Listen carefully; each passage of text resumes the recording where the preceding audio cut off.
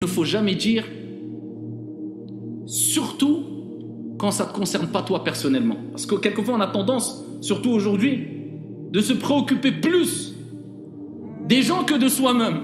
Alors des gens se permettent, au nom de je ne sais quoi, de dire bah celui-là a raté. Tu as vu, je t'avais dit. Celui-là il réussira jamais. Et le terme réussite, c'est un mot lourd. Pourquoi c'est un mot lourd?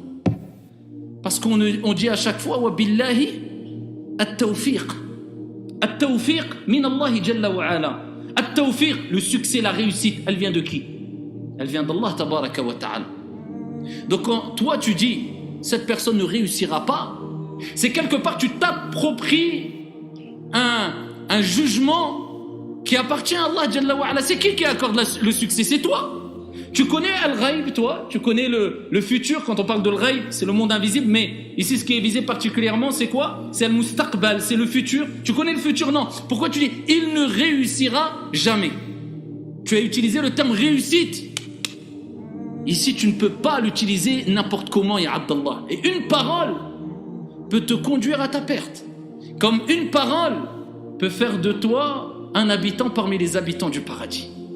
Et parmi les choses que les gens regretteront le plus dans l'au-delà, eh bien c'est la mauvaise utilisation de la langue al-lisan. Et voilà pourquoi Ibn Mas'ud radiyallahu anhu a dit la chose qui mériterait le plus ou qui mérite le plus d'être emprisonnée ici-bas, ce n'est autre que al-lisan, la langue. Les gens commettent des dégâts avec la langue, surtout aujourd'hui. Il n'y a pas que la langue, il y a la langue, mais bon, il y a les doigts aussi, avec le net et autres.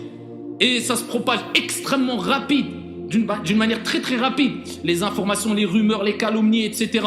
Et pour arrêter cette calomnie que tu as lancée, c'est extrêmement difficile. Peut-être qu'elle va continuer à se propager, même 20 ans après ta mort. Comment tu vas la stopper? Comment tu vas l'arrêter? C'est trop tard. C'est pour ça que maintenant, on doit encore faire beaucoup plus attention qu'à une certaine époque où il n'y avait pas cette facilité de propagation qui existe aujourd'hui.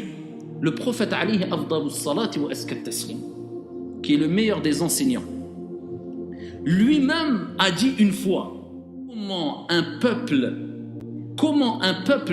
qui a causé du tort à un prophète peut réussir. Comment il peut réussir? Kayfa yuflihu qawm. Il a utilisé le terme yuflihu al-falah. Comment peuvent-ils réussir? C'est comme quelque part comme s'il disait ils ne réussiront pas, ils ont maltraité un prophète injustement. Avec cela, Allah Jalla wa Ala a révélé, comme il est relaté dans Sahih Muslim, le verset coranique où il dit subhanahu wa ta'ala Laysa laka min al-amri shay'un. Tu n'as aucune part dans l'ordre divin. Si Allah veut, il leur pardonnera, ou il est possible qu'il les punira. Fa innahum zalimun.